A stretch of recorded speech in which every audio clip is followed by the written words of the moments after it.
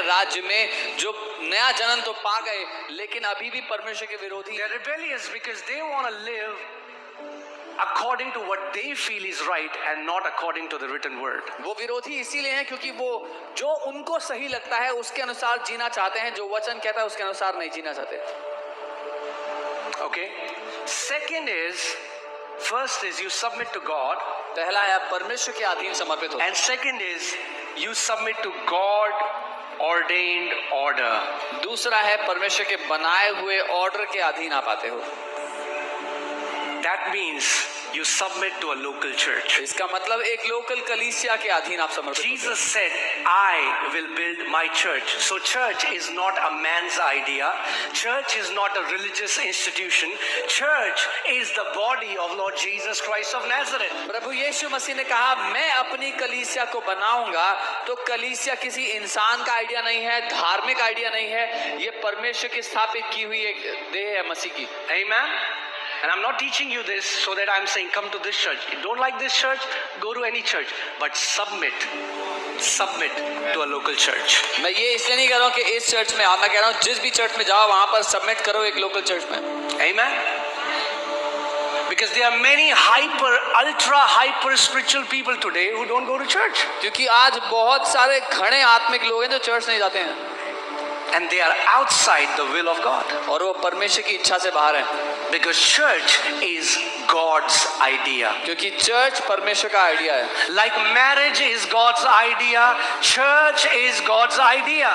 जैसे शादी परमेश्वर का आइडिया है, कलीसिया परमेश्वर का आइडिया है. So hear this. Be very careful about those believers who say you don't need a local church.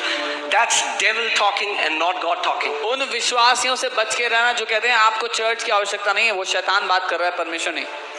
Just watch out.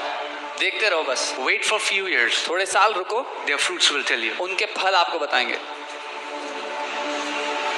Okay? But those who are planted in the house of God, they will flourish in the courts of God. लेकिन वो जो परमेश्वर के आंगनों में बोए गए हैं उसके घर में वो फलेंगे फूलेंगे. Amen. You want to flourish in life? Be planted in the house of the living God.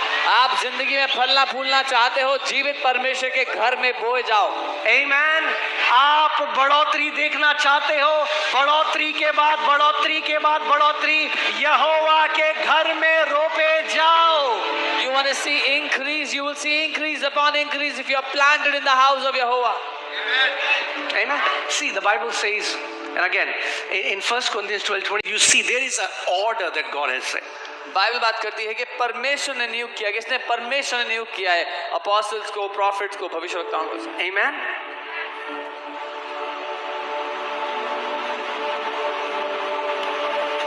Can you imagine in the army, a soldier can say, I will only take order from the general but not from my captain? It will be a direct rebellion to their commanding officer.